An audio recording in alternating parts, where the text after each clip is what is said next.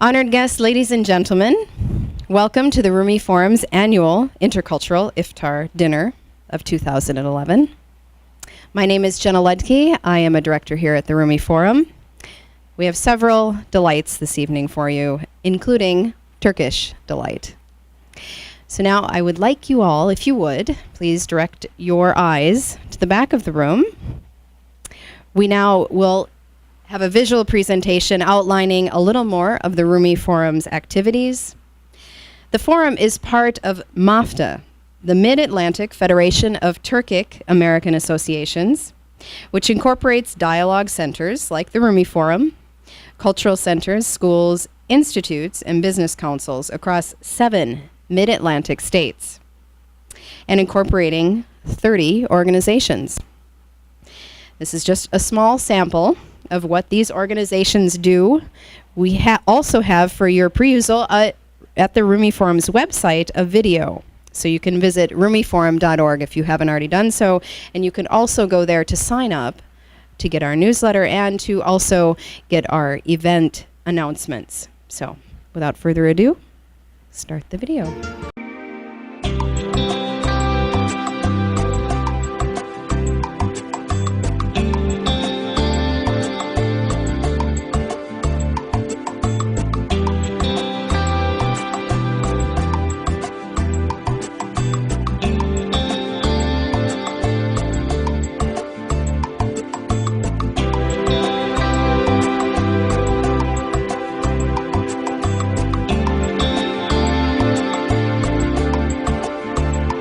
All right, now I believe it's the time we've all been waiting for.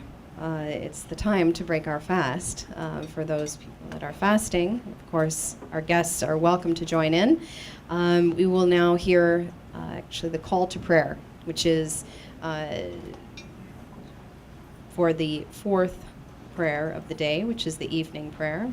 And it is the call to prayer that also helps Muslims to know to break their fast. So please, if you will, again, join me in viewing the screen.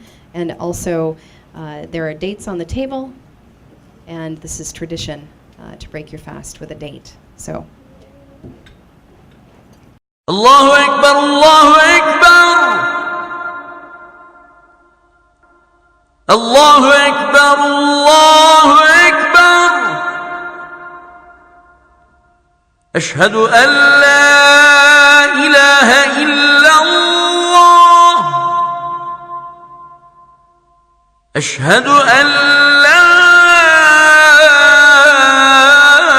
ilaha illa Allah. Ashhadu anna Muhammadan Rasulullah. We hope you enjoyed your meal. Now I would like to introduce Emre Çelik, the president of the Rumi Forum, to come up and say a few words. Distinguished guests, ladies and gentlemen, I want to welcome you all on behalf of the Rumi Forum to our annual series of Ramadan Iftar dinners. This is one amongst numerous dinners, as well as different styles. You have some advertisements in front of you for a community Ramadan tent. We also invite our friends into homes, and Ramadan keeps us very busy. You're almost all welcome to attend the event in Fairfax. It's open to all of your good selves as well as your friends and family and neighbours. Ramadan, for various reasons, has very important themes that run through it for Muslims and Muslim communities. One very important aspect of what Ramadan entails is the increasing of relations or improving of relations. At a very personal level, it is improving relations for those that are obedient in regards to following Islam. It is about improving one's relations with the Creator through themes of sacrifice, spirituality, worship, servanthood, etc. Very noble attributes for those that want to reflect upon one's Maker, one's Creator. But the other aspect of what Ramadan is about improving relations with one's family, friends, neighbors, guests, and even strangers. These are very important themes when it comes to the concept of hospitality within the Muslim community, and it is a very important Abrahamic tradition shared amongst the Abrahamic faiths. And the concept of hospitality is therefore very important. And in essence, the Rumi Forum, through these dinners, with its friends, new friends, potential friends, wants to share in that atmosphere of sharing, of breaking bread together, enjoying company, and hopefully continuing on the road to dialogue, which is what in essence the Rumi Forum is about, bringing people and ideas together to form new dialogues. I thank each and every one of you for your attendance this evening, and I wish for all of you a good evening. Thank you.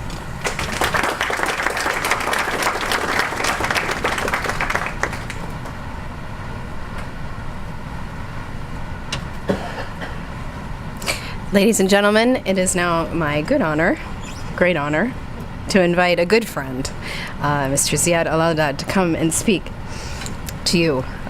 Please welcome him. He is a former director of operations at the World Bank.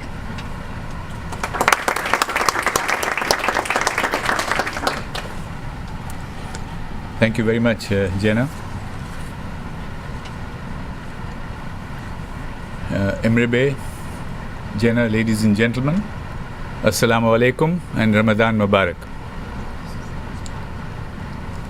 I intend to say a few words about the importance of this blessed month of Ramadan, its significance for Muslims, the importance of dialogue for religious and social cohesion, and the work of the Rumi Forum to promote this. Now, so much has been said by so many and so well on each of these themes. So what better way could there be than to draw on the words of the saints, sages, and scholars and imams? But first, in line with Muslim tradition, I must ask God's forgiveness and your indulgence for any mistakes which I'm sure to make. The fast in Ramadan consists of abstinence from eating or drinking from dawn to dusk, and more importantly, abiding by certain principles of purity. Imam Johari, in a recent article in the Washington Post, just I think it was last week, wrote, and I quote, "Iftar, the breaking of the fast, is like having Thanksgiving and Christmas dinner every night for 30 days. I think a tribute to the hospitality which you, Emre Bey, had just spoken about. It is a time, he says, to feel empathy for the hungry. You tame your appetite for this world to feed your spirit for the next, through prayer and the reading of the Quran. It is a time for seeking forgiveness from those you have wronged, and after the month, to start anew, forgiven. The Quran prescribes fasting as a means of acquiring taqwa. This is a difficult concept, but in some, it is a faithful and conscious connection with God. Thus, fasting during Ramadan has a deep spiritual dimension of compassion, of self-sacrifice, and of introspection. Sheikh Tosum Bayrak of the Turkish Jarahi Sufi order maintains that the motivation for fasting is not from fear of our lives or fear of retribution in the hereafter. The true motivation is love. He states, and I quote, "We would not necessarily do what a tyrant ordered us to do out of fear, but we would do anything which a truly loved one would ask us to do. Love requires selflessness, sacrifice, consideration, obedience, and the wishes of the beloved would be obeyed completely. And the preference of the beloved over oneself. All these are also conditions of fasting. Love is at the center of the faith and the concept of God." Unquote. In Islam, one of the 99 names of God is Al-Wadud, the all-loving one, whose love is unlimited, endless, unconditional, without expectation of any return. Sheikh Tosun sees fasting as, again I quote, "an incredibly complete form of worship and an intense exercise for spiritual advancement, if done consciously and conscientiously, not automatically and heedlessly, which would only result in hunger." He says fasting is not just curbing our appetite for food, but it is the controlling of all our physical parts. The fast of the tongue is to protect our tongue from lying, gossiping, saying things which may hurt people.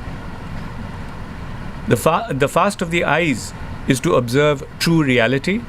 The fast of the ears to censor falsity and to listen only to the truth. And the fast of the ego, perhaps the most important, is to throw off the mask of hypocrisy, to curb pride and arrogance, and to resist the outrageous demands of luxury and gluttony.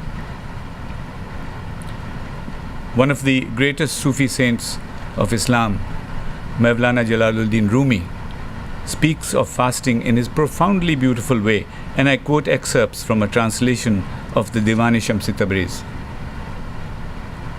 "There's hidden sweetness in the stomach's emptiness. We are lutes," the musical instrument, "we are lutes, no less, no more. If the sound box is stuffed full, there is no music.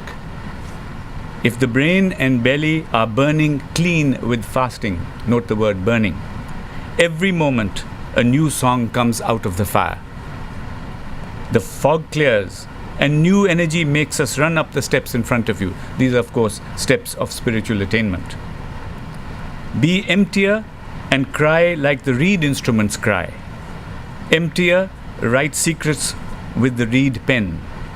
Fasting is Solomon's ring. The will and control you have lost come back when you fast, like soldiers appearing out of the ground, pennants flying. A table descends to your tent. Jesus' table. Expect to see it when you fast." And as you all know, Jesus is the epitome of love in the Islamic religion. The Prophet Muhammad, peace be upon him, declared, "Fasting is the light which enlightens the heart, and the one who fasts assumes the truth of humanity." I think it's difficult to imagine a stronger endorsement of the importance of fasting, and one which connects with all humanity. Thus, fasting also connects Muslims to people of other religions. The Quran presents fasting as a continuation of a tradition that was, quote, "prescribed to those Jews, Christians, and others who came before," unquote. Perhaps never before in modern history has there been so urgent a need for dialogue among faiths, and indeed, and this is important, within faiths. I feel that combating divisiveness has now become a moral imperative. It's all of our duty. Professor Cantwell Smith's response when asked if he was a Christian was, "Ask my neighbor." This underscores another facet of the same need: social responsibility and cohesion, which can only come through connecting with others and developing mutual respect. Martin Buber, the Jewish thinker, maintains that, and I quote, "True dialogue expresses an essential part of the human spirit. When we listen and respond to one another with an authenticity that forges the bond between us. But in doing so, Professor Liaquat Takim of McMaster University reminds us that dialogue needs to progress beyond simply negating misconceptions and understanding the belief of others. He states, and I quote, "Dialogue is also interwoven with an understanding in their tradition." This idea is embodied in the profound words of Fatihullah Gulen, who acknowledges the universality of belief, and I quote, "in the oneness and basic unity of religion, which is a symphony of God's blessing and mercy." And he goes on to say, religion is a system of belief that embraces all races and all beliefs, a road that brings everybody together in a brotherhood. In other words, all religions exalt the same basic values. Now, interfaith and intrafaith dialogue was never meant to achieve agreement amongst doctrines, but to enhance sensitivity. The Quran 30:22 tells us, and I quote, "Among his wonders are the creation of the heavens and the earth, and the diversity of your tongues and colors." Note that human diversity in this context is given the same sort of level and is placed next to the creation of the heavens. So that's the importance given to diversity. And there is of course, the oft-quoted verse 49:13, which stipulates that God has made you into many nations and tribes so that you might come to know one another. But to my mind, perhaps the following two verses of the Quran, that's 313 and 114, best open the way to interfaith dialogue by making a spiritual connection from the covenant of pre-existence through all time. And I quote, "Of the people of the book, Jews and Christians, there are a portion that stand for the right.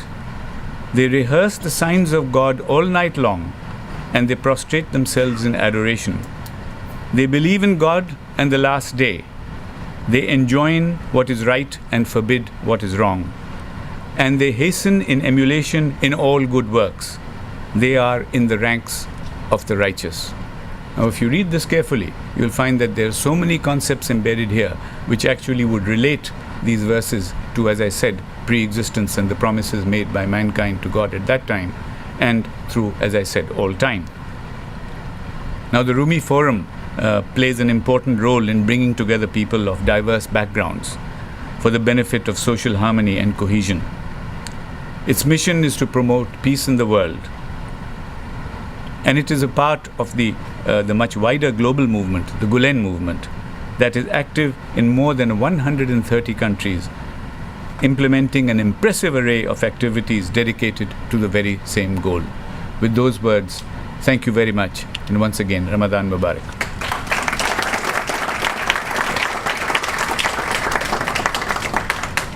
Wow, thank you so much. That was beautiful. Thank you. And now I would like to ask another dear friend to come to the podium to say a few words, Ambassador David Newton. Please welcome him.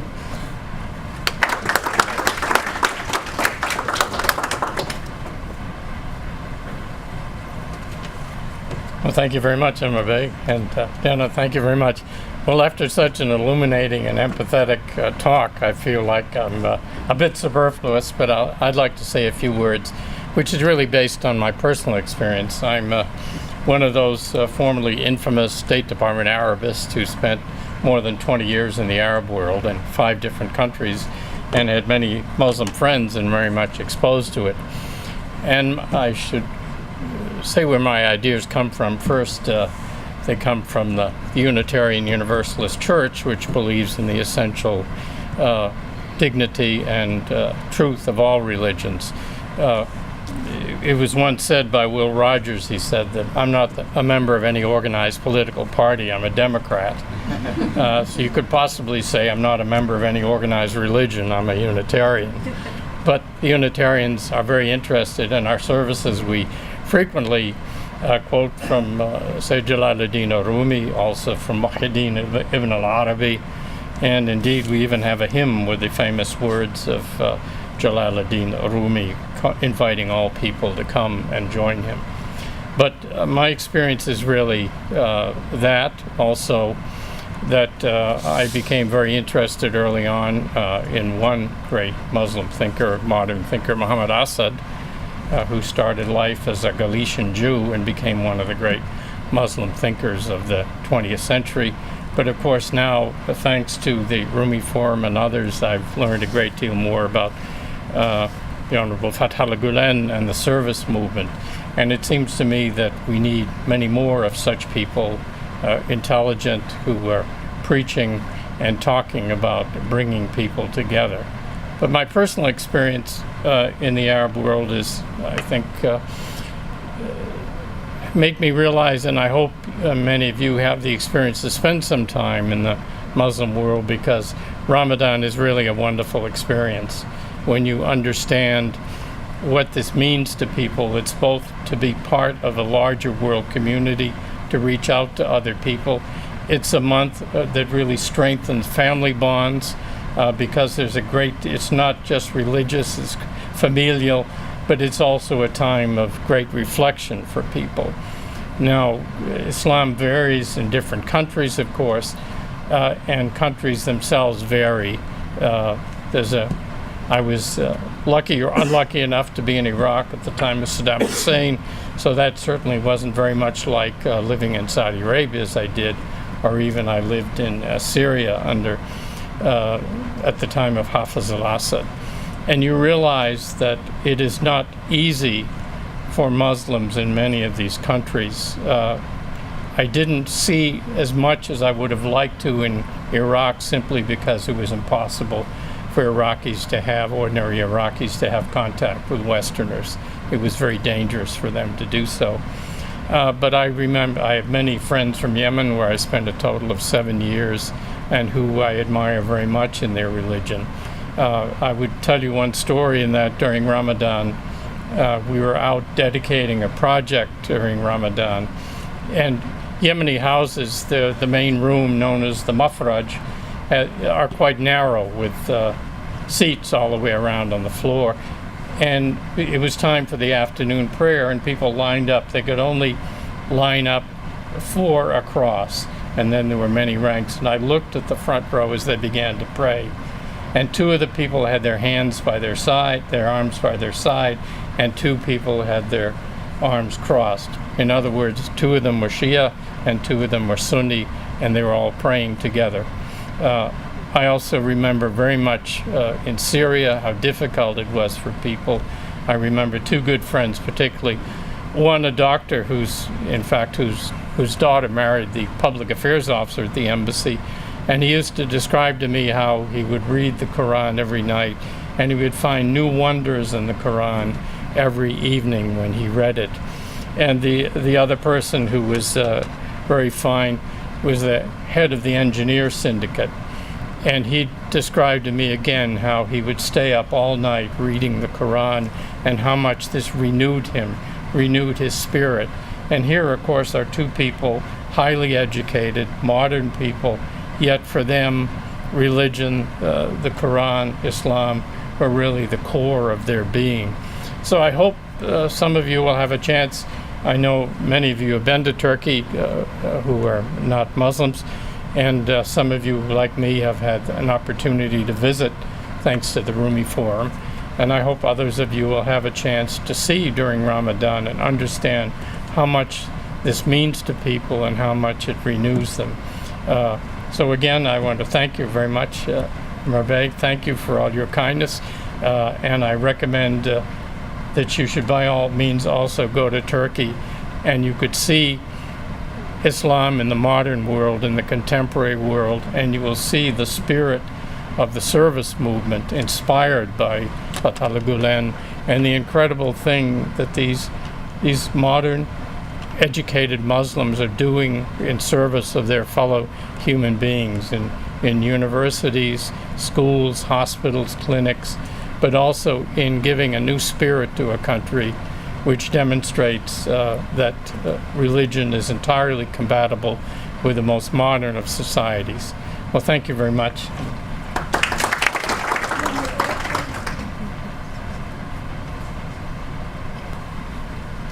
Ladies and gentlemen, we're now ready to move over to the other side of our offices for some of that Turkish delight I mentioned earlier. And we will also have, I believe, a presentation of Ebru. You saw the art on the screen, and we will have a live presentation of that this evening, and as well as some other treats. So, thank you so much for coming. It's been a delightful evening, and we hope it will continue. Before you do leave this evening, suggest that you would take, if you haven't already, a pamphlet on and about Mr. Gülen and the Gülen Institute. As he was spoken about tonight, you can find out more through that brochure. So thank you so much for coming. It's been a wonderful evening, and but it's not over yet, and we will continue on the other side. I hope you all will stay and enjoy. Thank you so much.